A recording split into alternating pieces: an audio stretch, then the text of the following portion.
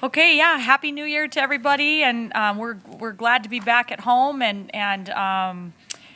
glad to be back on the winning ways. It wasn't super pretty, but we found a way, and that's in the Big Ten Conference. It's never going to be easy, so you got to find a way. And I thought we just found a way to make plays down the stretch. How big was it just for the team to respond after probably its toughest road stretch of the season and be able to flush those 3 games and come back and be able to get back on the right track?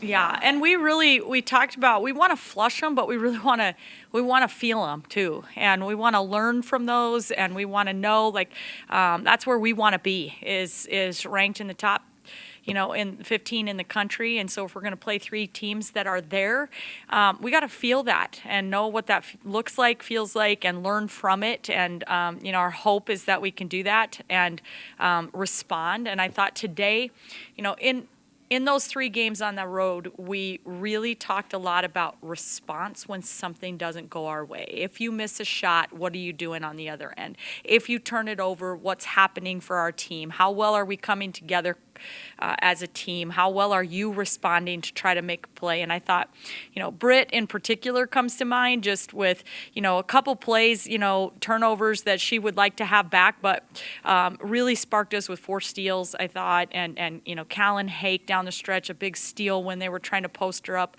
with Gabby Elliott. And, just some smart basketball plays where our response to the negativity was better. And that's something that we can grow from. But we've got some things to take from this game, and I thought there were plenty of times we could have put it away that we didn't. You guys took your foot off the gas. How do you develop more of a killer instinct when you go up 10 at the start and then have a 15-point second half lead and let them come back? Yeah, I think the biggest thing is just kind of knowing what it was that got us to the 15-point lead. And I thought there were a couple times where we just went away from the things that put us up and gave us kind of that distance. And we just we got to continue to go back to the well. What do you have to do on a day like this where the shots aren't falling and you have to just kind of push through that? How do you have to adjust and work through that? Yeah, I think that's the biggest thing. We haven't really shot the ball particularly well for about 4 games. And so we're trying to figure out, how do we respond? How do we grind through that? How do we continue to get paint touches? How do we create something on the defensive side that can create some offense for us? But also just really evaluating what are the more high percentage shots. It's not just threes in general, but do the threes come after a paint touch? Do the threes come after, penetration? Do they come after we've been able to collapse defense? Or are we just making one pass and jack it up without a post touch? And, those kinds of things matter with our ability to score, and those are the things that we're paying attention to, evaluating, and trying to really, find the rotations and lineups and things that are going to be able to do that. What about Britt? You mentioned she's the one that kind of jumps to mind for you on responding. What does that say as a true freshman, that she's the one setting the tone? Yeah, I think she's just coachable. I think that's part of it, is that she's paying attention. She's coming in and watching film individually with our coaching staff and really breaking things down. And so she's had, and then she's coachable. She's doing the things that we're asking her to do. But I think late in that 4th quarter, when the game was tied and we came out of the timeout huddle, we put the ball in her hands in a ball screen action, and she made a big shot. And, that's the kind of thing that I've watched her do her whole basketball career, and something that we're going to continue to lean into.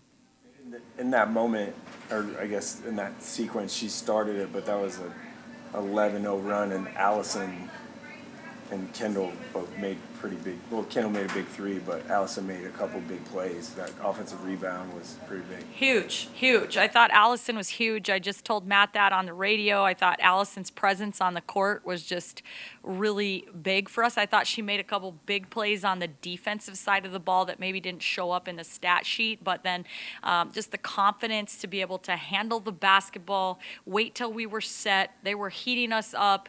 She has good timing. She had good confidence. She had good knowledge. She knew what we wanted to run, what we wanted to be in. but the kiss off the glass bucket and the 2 free throws that she made, as well as that offensive rebound that I think led to a couple more free throws or something for our team, or another bucket, or maybe it might have been Coley's 3 or something. But that's big stuff. That's big time. It's important. It's those are.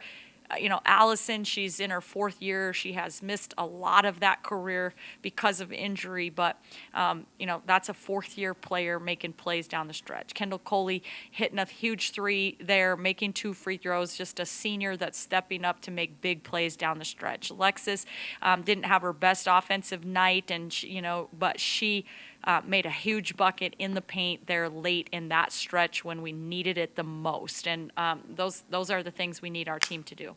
You guys face a couple of good interior players out west, and obviously Merkel's a different type of post player, but what do you just like about the way Petra and Alexis limited her and didn't let her take over the game? Yeah, I mean, I thought that they both battled hard, and we had a defensive game plan. We didn't always stick to it, but it's kind of easy to say and not always easy to do with certain players. But I thought our guards really helped. There was a foul that Callan drew on her, trying to get down there and mix it up and help box out, and then she puts herself in foul trouble by fouling Callan there, and so part of our ability to defend her just was having her not limited minutes because of foul trouble. This is the 50th season of Nebraska women's basketball. Just what did it mean to have 5 decades of players back in the house today, and then also just for the players from the 70s to see how far this program's came? Yeah, I mean, it's just a special weekend, I think, for myself as an alum as well. Number one, this weekend means a lot to me just to have everybody back. Obviously, the weather didn't cooperate as much as we would have liked, but several of my former teammates and coaches not able to come back because of that. But just a really cool thing to celebrate the 50 years of this. We never want to lose sight of the people who paved the way for us. And last night, just being able to share a lot of stories with the alum that are back about just the way things have changed kind of in the 9 years I've been the head coach here, but since in the 50 years since we've been playing women's basketball at the University of Nebraska. So what a fun group. We just really appreciate everybody that made the effort to be back and connect with our players and support this program.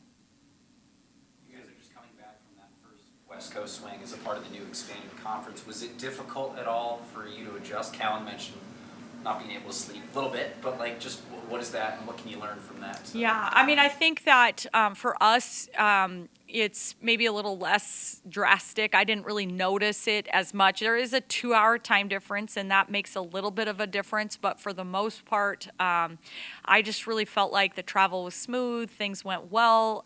We just ran into some buzzsaws. We didn't rebound the way we needed to. We didn't, it was on the court stuff that mattered way more than any of the logistics of traveling out west. Feel good to get a win after 20 days of one not playing at home and not winning. Yeah, it feels great. It feels great. We know how difficult and competitive the Big Ten is from top to bottom this year. So any win is a great win, and it's awesome to take care of business here at home. And we know it's going to be even more challenging on Wednesday.